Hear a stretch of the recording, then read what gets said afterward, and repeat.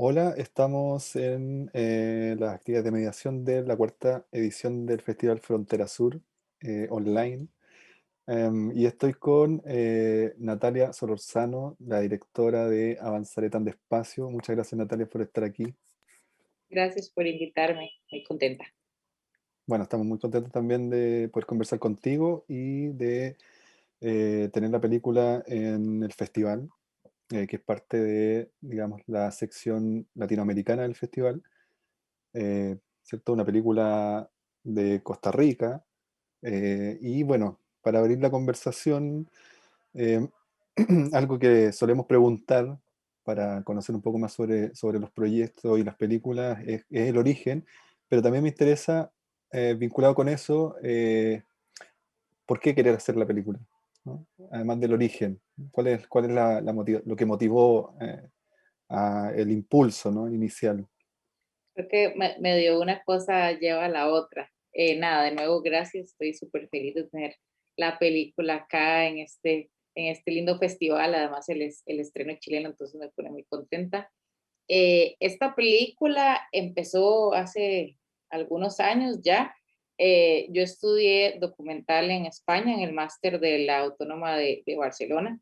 Es la primera vez que yo vivía fuera de Costa Rica. Y estando en España, pues como estudiante, ¿no? Me tocó pues hacer mis trámites de migración, ¿no? Para obtener mi residencia española en ese momento y tal. Y recuerdo haberla pasado muy mal, ¿sabes? Recuerdo haber hecho como estas filas, haber estado súper temprano en estas oficinas, luego que nos metieran a todos como en algo que parecía como un garaje, no sé cómo le dicen en Chile, ¿no? Como una bodega Sí. gigante, pasando calor, ¿no? Y como que estando ahí, pues se me vinieron como dos ideas a la cabeza. Una fue sentir que era un espacio, un extraño espacio, donde todos y todas éramos como iguales, ¿sabes? No importa cómo habíamos llegado ahí, si, como en mi caso, pues un privilegio, ¿no? Como estudiante, otras personas pues en bote, otras personas atravesando la frontera de formas complicadas, ¿no? Que no importaba cómo ni por qué estábamos ahí, a todos y todas nos tocaba esperar, ¿sabes? Entonces esa fue como una primera idea que se me surgió, como pensar en ese espacio a través del proceso de espera. Y luego, por el otro lado, pensé, bueno, si aquí, supuesto país de primer mundo, ¿no? Así, súper desarrollado, la estoy pasando mal y toda esta gente la estamos pasando medio mal, ¿cómo mi propio país tratamos a las personas migrantes, ¿verdad? ¿Cuáles son ese via crucis por el que tienen que pasar estas personas para conseguir sus papeles, ¿no? Lograr sus trámites migratorios. Entonces, esa fue como la génesis ya de eso hace unos 10 años, por lo menos, como esa pequeñita idea, ¿no? Y ya, nada, pues después de explorar varias líneas, pues sí, hace ya 5 años empezó como el desarrollo formal de la película y pues empecé a adentrarme en este mundo aquí en Costa Rica, cerca de la oficina de migración. Y por, eh, ¿cierto? Cuentas la experiencia en España y cómo fue digamos, el traspaso o la llegada a este lugar en Costa Rica. ¿Habían muchas diferencias con respecto a la experiencia que tú habías vivido en España? Lo que pudiste observar en este lugar, ¿habían similitudes? ¿Qué ocurrió? ¿Era muy distinto la situación? Tenían ciertas similitudes, ¿verdad? Como te decía, como este asunto del esperar, ¿verdad? De este asunto como kafkiano de esperar y no saber exactamente qué es lo que uno está esperando y sentir como que nunca va a abandonar ese lugar, como que eso era lo que parecía, pero pues no, evidentemente eran bastante peor de lo que yo pasé, era peor acá, ¿no? Porque pues se juntan muchas cosas, ¿no? Como condiciones sociales y como una desinterés del Estado mismo por sus propias personas migrantes y por aligerar estos trámites burocráticos, entonces algunas cosas se podían parecer, pero otras definitivamente son mucho más difíciles acá, ¿no? Claro, y hay algo bueno, hay varias cosas que me llaman mucho la atención de la película, pero una tiene relación con lo que comentabas sobre esa situación del tiempo, y es que hay una sensación en la película que transmite como de un tiempo suspendido, ¿no? Como si ese lugar estuviera en alguna dimensión paralela, ¿no? Donde al entrar pareciera que todo queda atrás. Y el tiempo no pasa, ¿no? Como que las personas están ahí, ¿cierto? Como con una cierta mecánica, cir- circulando muy lento y esperando. Y entonces me preguntaba si, ¿cómo pensaste y fueron, y no sé, tú, tu equipo, fueron pensando la manera de capturar esa temporalidad, que es muy propia de ese lugar? Sí, bueno, o sea, varias cosas. El, perdón, hay un ruido externo. Em, Cuando empecé ya, cuando me traje la idea ya y quise entrar como en el mundo de la oficina de migración, ¿verdad? Tuve como un proceso largo ahí de investigación y como que uno de mis objetivos era eso, ¿no? Como hacer palpable el no paso del tiempo, más bien de ese lugar, ¿verdad? Porque los trámites son muy diferentes, las personas que pasan por esa oficina y los casos son diferentes, pero para mí las filas son eternas, ¿no? Como te decía, como que mi concepto era como un poco eso kafkiano de que la gente entra ahí y no sale nunca, ¿no? O sea, ese era mi concepto como general, como que la gente se quedaba ahí atrapada en un universo eternamente del que no podían salir porque tenían que volver una y otra y otra y otra vez eternamente. Eh, Nada, intentamos, por lo menos desde la conceptualización y junto con mi fotógrafo, intentábamos como hacer estos planos estáticos y largos, ¿verdad? Que siento que era importante para mí, como mantener un ritmo mucho más distendido, digamos, ¿verdad? O sea, mi objetivo es, para quienes lo vieron o lo van a ver la película, que las personas puedan sentir lo que las personas que lo ven puedan sentir lo que las personas usuarias están sintiendo, ¿no? Como un poco esa desesperación a cierto punto de la película, ¿verdad? Que por qué esto no está avanzando, por qué esto no se está moviendo. Y nada, yo quería eso, como muy respetar el ritmo del lugar, ¿verdad? Eso, con planos largos, que igual, o sea, la edición tiene bastantes cortes, pero no demasiados, ¿no? Como que no quería como subir el ritmo o mostrar muchas cosas al mismo tiempo, sino dejarme ir un poco por el lugar y por la parsimonia de los personajes y por la parsimonia del momento. No sé si contesté la pregunta, pero más o menos por ahí anduvieron mis divagaciones. Sí, sí, y hay, que me parece como interesante la contradicción que hay, que la película lo revela de alguna forma, ¿no? Esto, eh, o sea, pensar que el cine es como el arte del tiempo, y cómo a través de ese arte del tiempo puede revelar un no tiempo, ¿no? Como un tiempo estanco. Y con el movimiento pasa lo mismo, ¿no? Como que el cine es el arte de la imagen en movimiento, pero pareciera que en ese lugar nadie se mueve, ¿no? Entonces es como, es interesante cómo efectivamente la película logra transmitir esa quietud, ¿no? O ese estancamiento que se hace desesperante, ¿no? O desesperanzador, porque efectivamente ocurre eso, ¿no? Como que uno siente que si entráramos ahí no saldríamos más. Y claro, están los planos fijos, hay todo un tratamiento también estético que es interesante, porque al menos yo cuando veía la película me pasaba también que, no sé si esto fue parte del trabajo, pero me parecía que, que los planos fijos están muy bien intencionados en el sentido de poder capturar ciertas coreografías, ¿no? Ciertos movimientos, ciertas relaciones, cómo se fueron situando, cómo fueron encontrando más bien esas coreografías de las personas que están ahí.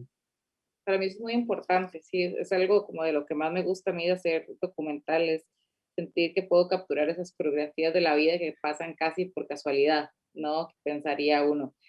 Como te digo, yo sí hice como un trabajo de investigación bastante amplio. Yo antes de filmar, o sea, antes de la filmación de la película, yo estuve yendo por 2 años. Entonces yo tenía muy claro qué es lo que pasaba en esos lugares, ¿no? Tenía muy claro cada cuartito, que ahí le llaman puerta, ¿no? Cada parte de ese edificio, yo tenía muy claro qué es lo que pasaba, hacia dónde se movía la gente, porque además es muy milimétrico, ¿no? Es al ser la burocracia y al ser tan Mm, cuadrado, ¿verdad? Entonces, pues con cierto tiempo de observación, yo más o menos entendía las dinámicas de cada una de esas oficinas y eso me permitió pues prever, ¿no? Y estar pues que estuviéramos atentos en el equipo, pues mi fotógrafo y yo especialmente, y bueno, y la sonidista, estuviéramos atentos a esos movimientos, a esas pequeñas acciones, ¿verdad? Que dentro de ese estancamiento que decíamos sucedían y tenían sentido.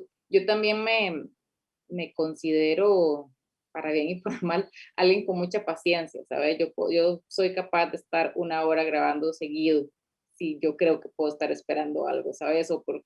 O esperando, y tal vez no pasa nada, igual, ¿sabes? mm. Pero yo no, como que esa fue algo que yo conversé con Cristóbal, con el fotógrafo, bastante antes de entrar a rodar, porque teníamos muy pocos días de filmación también, y lo conversé bastante con él, que a mí me interesaba más esperar que enloquecernos porque viéramos que algo pasaba, ¿sabes? Que si habíamos decidido quedarnos aquí tal cantidad de tiempo, pues eso lo íbamos a hacer y si algo pasaba a la par, a mí no me interesaban ni los camarazos ni los movimientos rápidos por agarrar algo que pasaba en el momento, sino que mi trabajo en este caso por lo menos iba más pues, cerca de la paciencia y de esa vida que pasa al frente de la cámara. Pues, Y ocurre que como ahí está que tú y estos movimientos como que esta coreografía que se torna como un tanto mecánica, ¿cierto? Porque son repeticiones. Pareciera que cada pequeña situación que se sale un poco de eso lo modifica todo de alguna manera, ¿no? Es como un son pequeñas situaciones que van ocurriendo, pero dentro de una mecánica muy, muy estricta, ¿no? Porque, claro, la fila, el andar, el acercarse a la ventanilla de las oficinas, eh, pareciera como un circuito que no se rompe, ¿no? ujú. Y también me preguntaba sobre, claro, la referencia a Kafka es interesante también porque me hizo recordar mucho el castillo, por ejemplo, de Kafka, ¿no? Este personaje que está en ese pueblo tratando de encontrar a quien lo contrató y nunca lo encuentra y es una pesadilla, ¿no? Como ese mundo pesadillesco también. ¿Y la referencia a Kafka estaba desde antes del proyecto o surge en el proceso o después cuando la película está terminada? Surge en el proceso, como que a mí no sé por qué yo no había logrado esa conexión, pero yo siempre hablaba, ¿no? Como del absurdo y eso, de la repetición y de las cosas que parecen no tienen sentido, ¿verdad? De que no hay escape. Y una vez en un taller en el que estuvo el proyecto en ese momento, un compañero me lo dijo, pero me lo dijo súper claro, con una claridad, como claro, es que es como Kafka, y yo, nunca había pensado en eso, y a partir de ahí, pues ya retomé un poco y entendí que ese era justo el mundo de la película, ¿verdad? Ese mundo aparentemente sin sentido, o más bien que se deja, que lo mueve como el absurdo, ¿verdad? Como Mm. acciones que no parece que tengan sentido, pero tienen sentido ahí, pero que justamente no permiten a los personajes escapar, digamos. Claro, y a partir de lo mismo podemos, como eso se puede extrapolar a muchas situaciones, ¿no? Porque ese mundo, ¿cierto?, que aparece en la película es muy acotado, pero todo este tipo de mecánica y burocracia está prácticamente hoy día en casi todos los ámbitos de la vida, ¿no? Muy, muy surrealista todo. En todos los Como, países, además, porque me ha tocado claro, presentar virtualmente la película como en varios lugares y la gente siempre se siente identificada, ¿sabes? No importa la nacionalidad ni el país en el que les toque vivir y siempre hay alguien como que se siente súper súper movido. Normalmente, bueno, las personas que hemos ido o son migrantes en otro país, pues se sienten identificadas inmediatamente porque pues, aparentemente eso es como muy internacional, ¿verdad? Toda esa burocracia, pero también la gente pues eso lo extrapola a otros ámbitos de la vida. Yo lo veo aquí también en Costa Rica, pues eso como que hacemos fila para todo y a veces pareciera como que nos gusta, ¿verdad? Como que es algo como de esperar, como muy intrínseco. Yo no sé también si es muy latinoamericano o no, pero como, ¿verdad? Como esas burocracias en las que nos vemos atrapados y atrapadas y como que uno ya las ve con cierta resignación, por ejemplo. sí, claro, como que están muy naturalizadas. Hay, y hay dos momentos de la película que me me hicieron pensar mucho. Uno relacionado con esto que estamos hablando, que es cuando una chica se acerca a la ventanilla y le pregunta por unos documentos y le dice, y la persona que está ahí sentada le dice, sí, tiene que ir a tal oficina y le dice, pero bueno, yo ya fui allá, pero me están pidiendo esto y no lo tengo, mi cédula de identidad y todo. Y entonces le dice, como que le repite, no, tiene que ir hacia allá, pero como si voy hacia allá me van a pedir lo mismo y no lo tengo. Entonces, que como, pero muy absurdo todo lo que ocurre ahí, ¿no? Como que, además son cosas sencillas, ¿no? Como el renovar la cédula de identidad o el pasaporte, son cosas como relativamente, pareciera que no son tan complejas, pero se siente, porque además no hay tanta información, pero sí lo que uno, al menos lo que yo percibo es que detrás de eso hay todo un aparataje que sostiene, digamos, que todo eso sea tan complejo de solucionar, ¿no? Ese tipo de cosas sencillas. Y el otro momento, quisiera preguntarte por eso también, el otro momento está más hacia el final, que es un señor que es una de las últimas escenas, ¿no? Que es un señor que está también haciendo un trámite para obtener un certificado y se siente muy mal, ¿no? Está mal físicamente, está enfermo, y se le nota muy agotado, muy mal en esa situación. Y a mí me causó mucho impacto porque me daba la sensación que de alguna manera el sistema es lo que genera eso, ¿no? Ese desgaste brutal que va como afectando el cuerpo también, ¿no? No solo la energía, digamos, el cuerpo es el que se desgasta en todo ese ir y venir y venir y toda esa repetición. ¿Cómo pensaron esa escena? Claramente hay una idea de montaje ahí que es interesante, ¿no? Sí, bueno, la primera que te referís, creo que es cuando llega la chica española, la catalana, y le Sí, dice, ¿verdad? Que ya fue y que ya vino y que le dijeron que este papel, que el otro, y ¿verdad? Eso es como bastante común. Bueno, hay varias cosas. Yo siempre hablo, cuando hablo de la peli, hablo de violencia institucional, ¿no? Hacia las personas migrantes, o sea, no solo las haces ir, ¿verdad?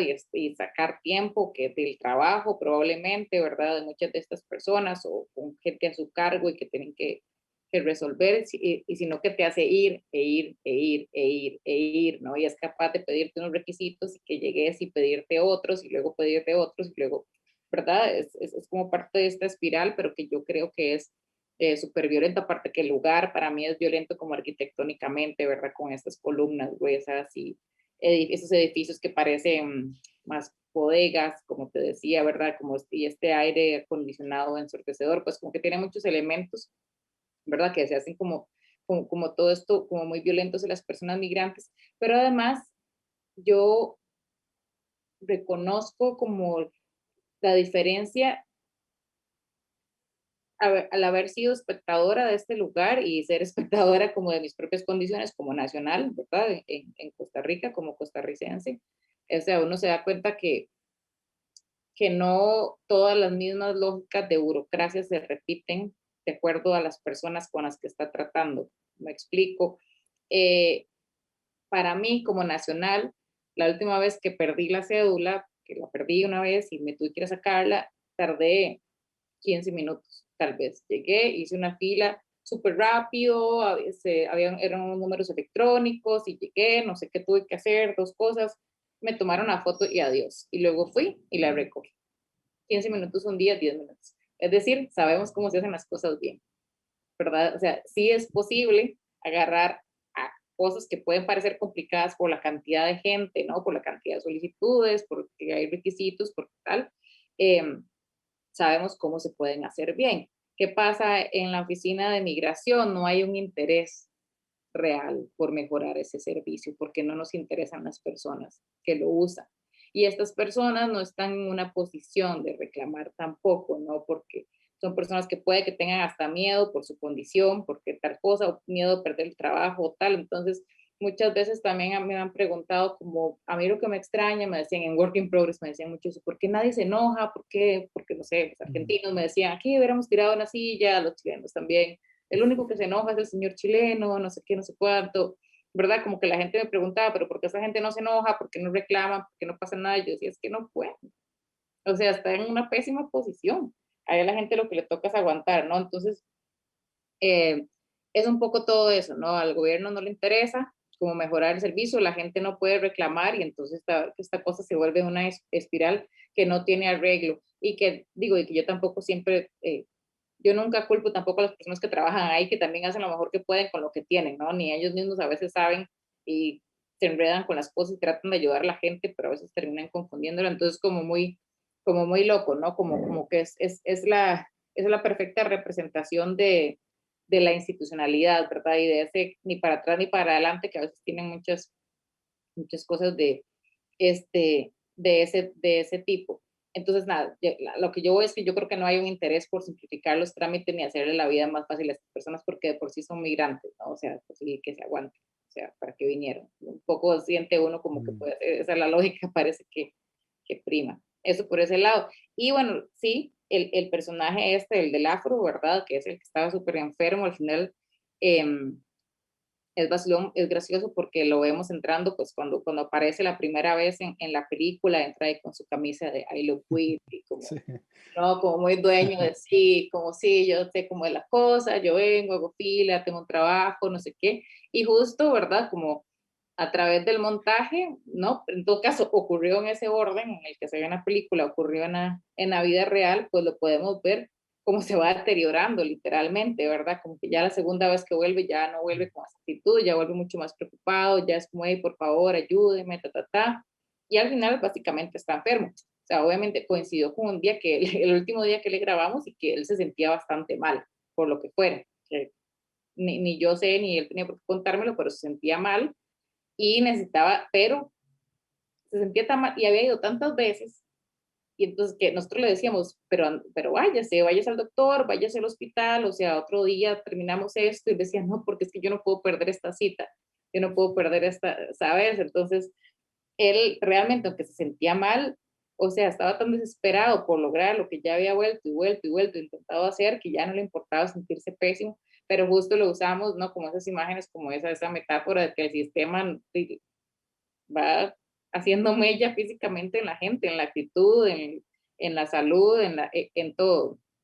Eh, yo no sé al final si era que se sentía tan mal 100% o ahí, o ahí tal vez, que digo, muchas veces también he conversado acerca de esto, de si era una táctica para que la atendieran, o qué sé yo digo, no sé si era una táctica o no, ¿sabes? Pero lo que yo sí creo es que eh, esta, esta burocracia, estos procesos infinitos sí terminan afectando, ¿sabes? La cabeza de la gente y eso hasta físicamente, ¿no? Hasta llevarlos a un extremo, digámoslo así. Claro, y además es brutal eso, porque tal como tú lo describes muy bien, ¿no? Como que un síntoma también de Latinoamérica que está muy presente, ¿no? Esto como idea de que existen ciudadanos de segundo orden, ¿no? Como hay una diferencia brutal entre